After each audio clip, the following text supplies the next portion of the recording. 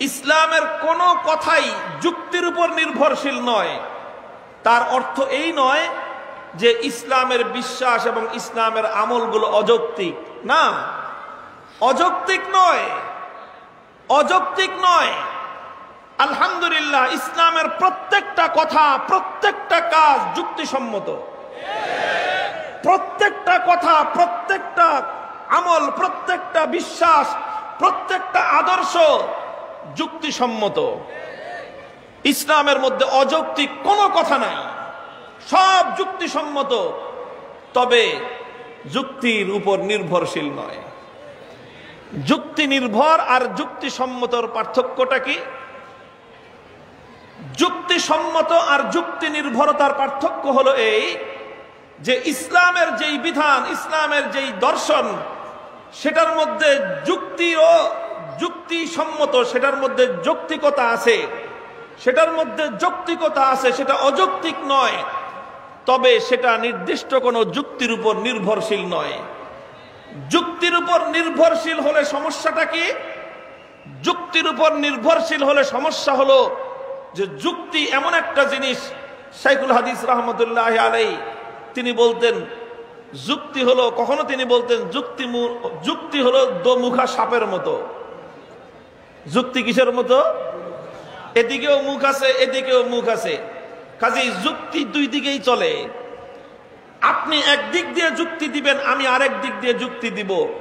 কাজেই ইসলামকে যদি যুক্তির উপর নির্ভরশীল করে দেই, তাহলে অনেক সময় দেখা যাবে যে যুক্তির এক মুখ থেকে আরেক মুখ পল্টি দিতে পারে।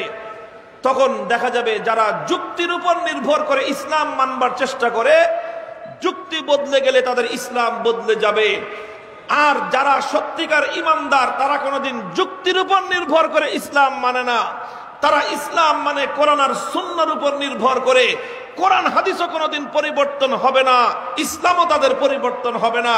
যাদের ইসলাম যুক্তির উপর নির্ভরশীল, যুক্তি বদলে গেলে তাদের আকীদা, তাদের বিশ্বাস এবং তাদের ফিলোসফি, তাদের জীবনের দর্শন বদলে যায়। শাইখুল হাদিস রহমতুল্লাহ আলাইহি এই জায়গায় বড় চমৎকার কিছু কথা দৃষ্টান্তের মাধ্যমে তিনি তুলে ধরতেন। তিনি শাইখুল হাদিস আল্লামা আজিজুল হক নওয়ারাল্লাহু মারকাদাহু, আল্লামা রুমি রহমতুল্লাহ আলাইহি, জালালউদ্দিন রুমি রহমতুল্লাহ আলাইহি দার্শনিক কবির একটা উপমা দৃষ্টান্ত হিসেবে এখানে উপস্থাপন করতেন। তিনি বলতেন, পায়ে ইস্তেদলালিয়া চৌবি বুয়াদ, পায়ে ইস্তেদলালিয়া চৌবি বুয়াদ, পায়ে চৌবি সখত বেতম কি বুয়াদ। তিনি বলতেন যে দেখো, যুক্তি আসলে শুনতে ভালো লাগে, এটা খুব চটকদার হয়, যুক্তির মধ্যে চমক থাকে, কিন্তু কোরআন হাদিসের মধ্যে যুক্তির মতো, তর্কের মতো এতটা চমক নাও থাকতে পারে।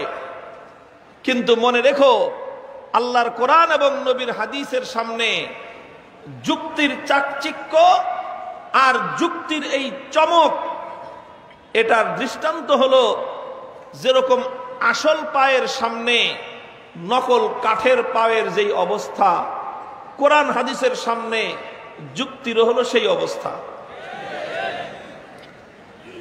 মনে করেন একজন মানুষের আসল পাও নাই, পা কেটে ফেলছে। পা কেটে ফেললে তো এখন আলহামদুলিল্লাহ আর্টিফিশিয়াল পা আবিষ্কার হয়েছে, মানুষ এটা ব্যবহার করে। আর্টিফিশিয়াল নকল পা বিভিন্ন কোয়ালিটির হয়।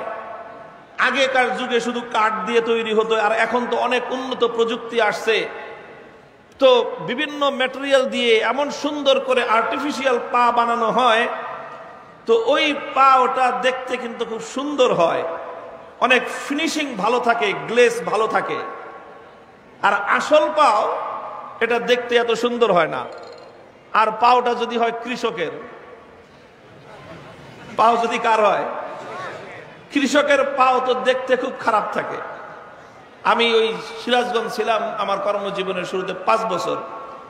তো ওই এলাকার একটা পরিভাষা ছিল, ওই এলাকার মানুষ দুই প্রকার, কিছু মানুষ আছে কৃষক আর কিছু মানুষ আছে তাঁতি, যারা ওই তাঁত বুনায়। ওই জন্য ওই উত্তরবঙ্গের সিরাজগঞ্জের এলাকায় লুঙ্গি টুঙ্গি শাড়ি সব ওই এলাকা থেকে আসে। তো এক শ্রেণী কি তাঁতি আর এক শ্রেণী কৃষক। তো আঞ্চলিকভাবে এক পক্ষ আরেক পক্ষকে তাঁতি আর কৃষক বলে না, তাঁতিরা ওই কৃষকরা তাঁতিদেরকে বলে জোলা। এটা একটা কটাক্ষপূর্ণ শব্দ আর কি, জোলা, জোলার ঘরের জোলা এইভাবে বলে। আর তাঁতিরা কৃষকদেরকে নামই রাখছে পাও ফাটা। এদের নাম কি? পাও ফাটা। ওরা পাও ফাটা বলে কেন? কারণ কৃষক তো সারাদিন ওই ক্ষেতের মধ্যে কাজ করতে হয়, মাটি কাদা পানির মধ্যে কাজ করতে করতে কৃষকদের পাও ফাটা থাকে খুব বেশি। পাওটা একেবারে পায়ের আঙ্গুলের নখের গোড়ায় গোড়ায় মাটি টাটি লেগে একেবারে বিশ্রী হয়ে থাকে। এই জন্য দেখবেন কোনো কৃষকের পাও কোনোদিন সুন্দর থাকে না, কৃষকের পাও দেখতে সুন্দর থাকে না। এখন যদি পাওটা কৃষকের হয় দেখতে তো আপনার একেবারেই পছন্দ হবে না। পাও দেখে যদি কেউ মায়া বিয়ে দিতে যান, তো কৃষকের ঘরে কোনোদিন মায়া বিয়ে দিতে পারবেন না, খালি জোলার ঘরে মায়া বিয়ে দেওয়া লাগবে। তো মনে করেন একজনের হলো পাও ফাটা কৃষক, তার পা দেখতে তো সুন্দর না। আরেকটা হলো আর্টিফিশিয়াল পাও লাগানো, নকল পাও। আসল পাও কেটে গেছে অ্যাক্সিডেন্টে, যে কোনো কারণে, অথবা গুলি লাগছে, পাও কেটে গেছে। তো এখন আর্টিফিশিয়াল পাও লাগাইছে। দেখতে সুন্দর কোনটা? দেখতে সুন্দর কোনটা?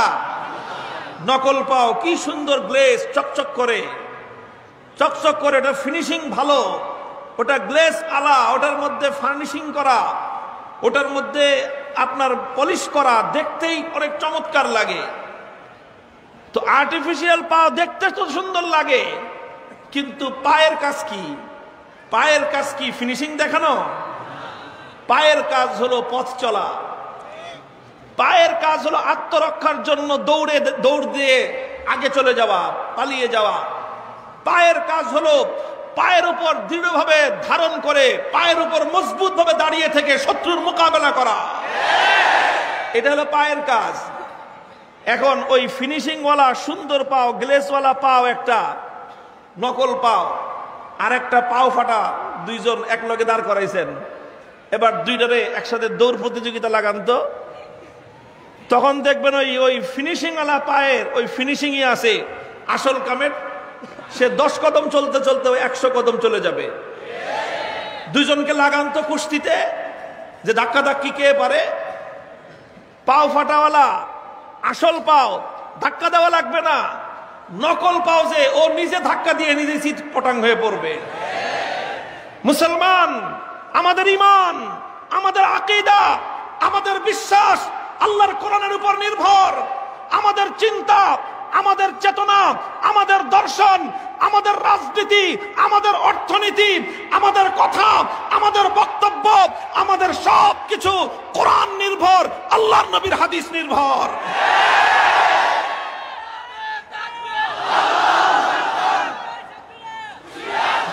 আমাদেরটার মধ্যে এত ফিনিশিং না থাকতে পারে, আমাদের বক্তব্যের মধ্যে এত সমস্ত যুক্তির অবতারণা না থাকতে পারে, কিন্তু ইনশাআল্লাহ আল্লাহর কোরআন এবং নবীর সুন্নাহর উপর নির্ভরশীল হয়ে যে মুসলমান নিজের জীবন পরিচালনা করবে, আল্লাহর কোরআন এবং নবীর সুন্নাহর উপর নির্ভর করে যে মুসলিম জাতি নিজেদের ভবিষ্যৎ গড়বে, আল্লাহর কোরআন এবং নবীর সুন্নাহর উপর নির্ভরশীল হয়ে যে মুসলমান তার জাতিকে গড়বে, যে মুসলমান তার অর্থনীতি গড়বে, যে মুসলমান তার সমাজকে গড়বে, যে মুসলমান তার রাজনীতি পরিচালনা করবে, যে মুসলমান তার রাষ্ট্র আল্লাহর কোরআন এবং নবীর সুন্নাহর উপর নির্ভর করে পরিচালনা করবে, যে মুসলমানের বিচার ব্যবস্থা আল্লাহর কোরআন এবং নবীর সুন্নাহর উপর নির্ভরশীল হয়ে চলবে।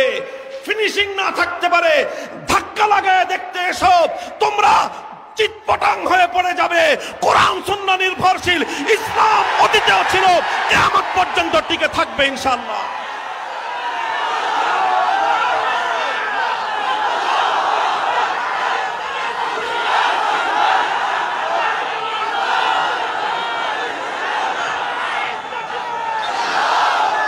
মুহতারাম হাজিরিন, কাজেই ইমামুত তাসাউফ, ইমামুত তরিকত শেখ জালালউদ্দিন রুমি রহমতুল্লাহ আলাইহি দৃষ্টান্তের মাধ্যমে কত সুন্দর করে কত শত বছর আগে বিষয়টা মুসলমানদের কাছে স্পষ্ট করে দিয়ে গেছেন যে ওই সমস্ত পাশ্চাত্যের চাকচিক্য দেখে ওদের পিছনে তোমরা পড়ে যেও না। পাশ্চাত্যের চিন্তা দর্শনের মধ্যে চাকচিক্য থাকতে পারে, পাশ্চাত্যের জীবন দর্শনের মধ্যে যুক্তির অনেক ধরনের ঘষামাজা থাকতে পারে। ও মুসলমান, খবরদার! আল্লাহ এবং আল্লাহর রাসূলের আদর্শ এটা হলো আসল পাও। এই আসল পা কেটে ফেলে খবরদার আহাম্মকের মতো কাঠের পা লাগাইতে যাস না। কাঠের পায়ের ফিনিশিং দেখে নিজের আসল পায়ের মজা ভুলে, আসল পায়ের কদর ভুলে গিয়ে নিজের আসল পা কেটে ফেলে নকল পা লাগাতে যাস না। এটা হবে আত্মঘাতী চিন্তা। এ কথাই চিৎকার করে বলতেছি তোমাদেরকে, যদি মুসলমান হয়ে থাকো, আল্লাহ রাব্বুল আলামিন আসমান এবং জমিনের মধ্যবর্তী সর্বশ্রেষ্ঠ সম্পদ তোমার ঘরে দিয়ে রেখেছেন। তোমার ঘরে কোরআন আছে, তোমার ঘরে নবীর সুন্নাহ আছে। আব্রাহাম লিঙ্কনের দরকার তোমার নাই। তোমার কাছে কোরআন আছে, তোমার কাছে সুন্নাহ আছে, তোমার কাছে পাশ্চাত্যের আমেরিকার ক্যাপিটালিজমের দরকার নাই। তোমার কাছে কোরআন আছে, তোমার কাছে সুন্নাহ আছে। পাশ্চাত্যের ইহুদি খ্রিস্টানদের কাছ থেকে সুদ ভিত্তিক অর্থনীতি আবিষ্কার করার, তোমার সে আমদানি করার কোনো দরকার নাই। কোরআন আছে, সুন্নাহ আছে। সুতরাং ইউরোপ আর আমেরিকার কাছ থেকে তোমার জীবন ব্যবস্থা ধার করবার দরকার নাই। তুমি যদি সেটা করতে যাও, নিজের ঘরের স্বর্ণ রূপাকে অবহেলা করে আরেকজনের বাড়ি থেকে খয়রাত করার নামান্তর হবে। যদি কারো কপাল পুড়ে থাকে, তুমি খয়রাত করতে পারো। যারা কোরআন সুন্নাহকে বিশ্বাস করে আঁকড়ে ধরে, তারা পাশ্চাত্যের কাছ থেকে জীবন দর্শন খয়রাত করতে যাবে না। মুহতারাম হাজিরিন, কথা বেশি লম্বাও করা যাবে না, অনেক কথা সংক্ষেপে বলে যাই। কাজেই মুসলমান নির্ভর করবে কিসের উপর? কোরআন হাদিসের উপর। কিসের উপর? যে কোনো বিষয় কোরআন হাদিসের উপর নির্ভরশীল হবে মুসলমান।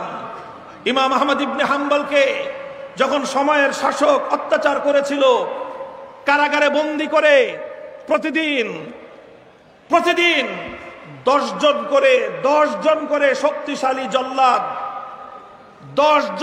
শক্তিশালী জল্লাদ নিয়োগ দেয়া হয়েছিল ইমাম আহমদ ইবনে হাম্বলের জন্য। কাজ কি?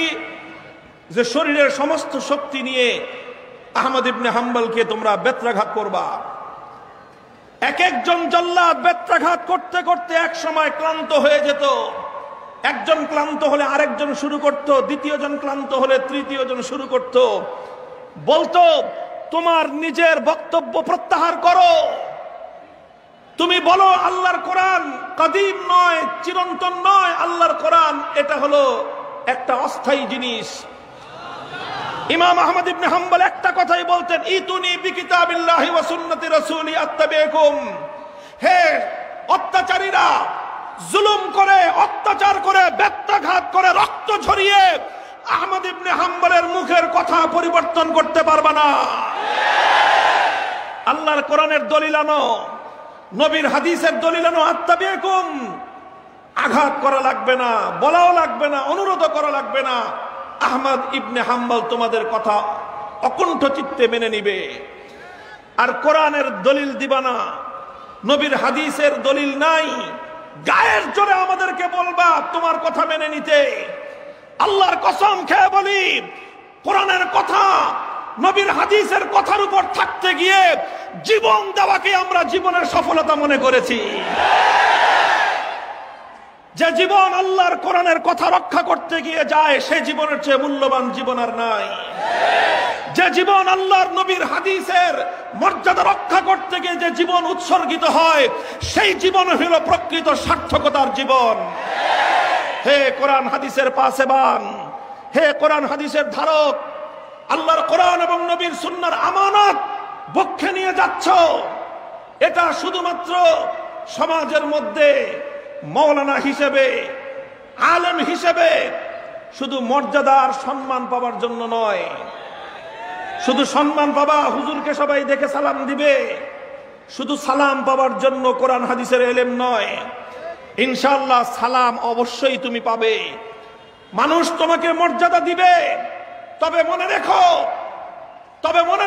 ১,৫০০ বছরের ইতিহাস, শুধু ১,৫০০ বছর নয়, পৃথিবীর সূচনাকাল থেকে ইতিহাস একথাই বলে, তোমাকে যেমনি ভাবে জগতের মানুষ কোরআন হাদিসের এলেমের কারণে কিছু মানুষ তোমাকে সম্মান করবে, সালাম দিবে, আবার কিছু মানুষ তোমার পথে কাটা বিছাবে, কিছু মানুষ তোমার পথে প্রতিবন্ধকতা তৈরি করবে, তোমার মুখ থেকে কোরআন হাদিসের কথা কেড়ে নেওয়ার চেষ্টা করবে, তোমার মুখ দিয়ে অন্য কথা উচ্চারণ করাবার চেষ্টা করবে। সাহস এবং তোমাকে প্রথম থেকেই নিজের জিন্দেগির গন্তব্য নির্ধারণ করতে হবে। আলেম হিসেবে যদি তুমি নিজেকে পরিচয় দিতে চাও, আলেম হিসেবে যদি পরিচয় দিতে চাও, হে আমার নবীন আলেম সন্তানেরা, আকাবিরদের পূর্বসূরীদের কাছ থেকে প্রাপ্ত আমানতের জিম্মাদারি তোমাদের কাছে পৌঁছে দিয়ে যাচ্ছি। খবরদার, আলেম হিসেবে যদি পরিচয় দিতে চাও, কোরআন এবং সুন্নাহর মর্যাদা রক্ষা করবার শপথ গ্রহণ করো। যতক্ষণ পর্যন্ত কোরআন সুন্নাহর আলোকে কোনো কথা তোমার কাছে প্রমাণিত না হবে, সারা দুনিয়া একদিকে থাকতে পারে, কোরআনের বিরুদ্ধের কথা, আল্লাহর নবীর আদর্শের বিরুদ্ধের কথা কেউ তোমাকে দিয়ে মানাতে পারবে না। তোমার জীবনের প্রদীপ নিভে যাবে, কিন্তু বাতিলের সামনে মাথা নত করবে না। তোমার কল্লা কাটতে পারে, কল্লার উপর থেকে পাকড়ি নামবে না। এটা হলো ইলমে দ্বীনের আমানত, এটা হলো ইলমে দ্বীনের আত্মমর্যাদা। আল্লাহ পাক তৌফিক দান করেন।